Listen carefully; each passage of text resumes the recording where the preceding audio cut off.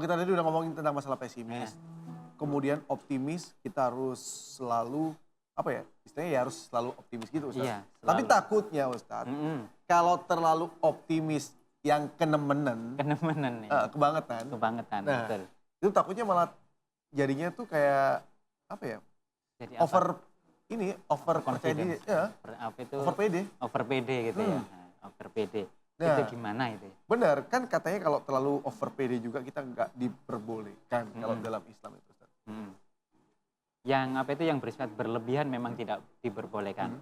Tapi ketika kita ini apa itu sangat optimis, itu boleh-boleh saja, Mas. Oke. Yang penting Yang bedanya apa sih, Ustaz, antara optimis sama over pede tadi, Ustaz? over PD. Kalau ini optimis ini kan ada tujuan ya. Ada tujuan. Kalau over PD itu over percaya diri, ini takutnya memang percaya diri yang berlebihan takutnya akan menimbulkan sesuatu yang merugikan diri sendiri maupun orang lain gitu. Oh gitu. Tapi kalau optimis ini harus dijaga. Optimis yang berlebihan itu masih tidak apa-apa. Karena itu ada tujuan di situ, tujuannya yang baik. Oke. Untuk menuju apa itu menuju sesuatu yang diinginkan ya. Oke, Ustadz, kita lihat dulu juga untuk ada gambar berikut ini, Ustadz. Nah itu sebentar lagi tuh kayaknya, Mas itu. Apa, Ustadz, maksudnya, Ustadz? Nah itu menggali berlian ya. Yang atas itu menggali berlian, yang di bawah itu menggali berlian juga, tapi kurang sedikit aja dia sudah pesimis. Akhirnya dia tidak menemukan berliannya itu. Oh gitu, Ustadz ya? Iya. Berarti caranya tuh kita harus selalu optimis dan selalu sabar. Sabar sampai apa yang kita inginkan itu tercapai. Tercapai, betul sekali, iya. Tapi kalau nggak kecapai-kecapai gimana, Ustadz? Kalau nggak kecapai-kecapai kita serahkan kepada Allah Subhanahu wa Ta'ala. Intinya ketika kita untuk memperoleh sesuatu itu harus diiringi yang namanya ikhtiar dengan sabar. Ikhtiar dengan sabar. Tawakal, ikhtiar, sabar. Apabila ikhtiar kita sudah maksimal, sudah mentok, maka fa'idha azamta fatawakal 'ala Allah. Kita tawakal kepada Allah, kita serahkan kepada Allah. Itu kuncinya. Oke.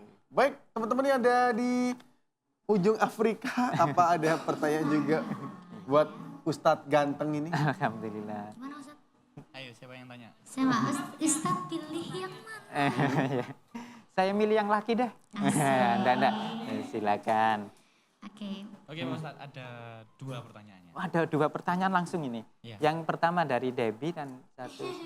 Kayaknya dia aja deh. Oh Mewakili gitu ya. teman-teman aja lah. Oh mewakili teman-teman. Yang pertama itu kalau semuanya kita sudah merasa optimis di perkataan, di perkataan, di hati. Tapi sewaktu mau melakukannya tuh malas, Pak Ustadz. Itu bagaimana? Mau melakukan malas ya? Iya, yang melakukannya optimis tadi. Ya itu dasarnya kamu aja pemalas. Ini kelihatan banget ya curhatnya itu ya. Istilahnya Kelihatan curhat. Iya, gitu. Iya. Nggak ada perlakuan tindakan gitu. Oh, nggak ada tindakan. Terus yang kedua? Yang kedua itu antara pesimis sama realistis, Pak Ustadz. Nah, realistis. Nah, itu bagaimana kita menyikapinya? Nah, betul banget. Ini pertanyaannya mahasiswa itu pasti bagus sekali. Iya, kelihatan mahasiswa masih aktif, Ustadz. Iya, masih aktif. Dan aktif juga di himpunan, Ustadz. Betul sekali. Nah, kalau menindaklanjuti dari pertanyaannya Mas Irfan, ketika kita optimis hanya sebatas bibir ya, itu seolah-olah kita itu manis hanya di bibir saja gitu. Tidak ada realistisnya itu ya. Itu tidak diperkenankan. Apalagi kalau dalam masalah peribadatan ya.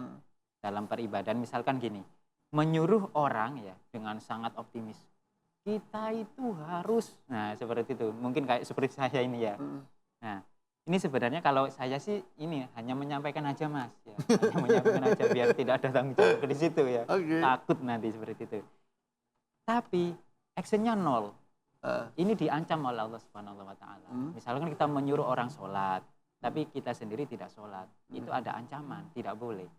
Tapi ketika kita pesimis, optimis ya, optimis ya Mas Irfan ya, optimis melakukan sesuatu, tapi hanya di bibirnya saja, itu resiko Anda sendiri, seperti itu. Dan selagi optimis itu untuk diri sendiri, ketika tidak dilakukan itu resiko ditanggung sendiri. Oke, Tantri mungkin ada pertanyaan juga. Melenceng ya. Heeh. Jadi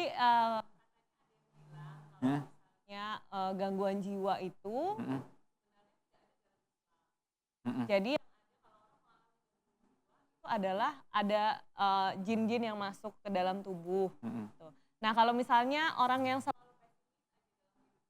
juga sama Ngaruh jin itu. pengaruh jin dan lain sebagainya, itu apa benar tadi gangguan? Oh iya ini. Ini yang dijawab ini yang mana dulu ini? Terserah Mbak Tantri itu Ustadz, kan langsung. Ustadz yang punya hak untuk menjawab. Oh bukan gitu saya. ya. Oke. Pertanyaan Mbak Tantri juga bagus banget ya. Tapi saya jawab dulu yang pertanyaan yang kedua dari Mas Irfan ya. Terkait perbedaan antara pesimis dan realistis. Pesimis. Kalau pesimis ini memandang kesempatan itu menjadi kesulitan seperti itu. Tapi kalau realistis itu memandang sesuatu apa adanya. Singkatnya seperti itu. Jadi ketika kita mau mencapai sesuatu harus realistis, harus sesuai dengan kemampuan kita, harus kita ukur kemampuan kita itu seberapa, sejauh mana seperti itu. Kalau pesimis, padahal kita memiliki kemampuan yang bagus, tapi kita sudah menganggap kesempatan itu adalah kesulitan. Seperti itu. Nah, terkait Mbak Tantri ini masalah jin ya. Masalah jin ketika kita kayak jin itu ya.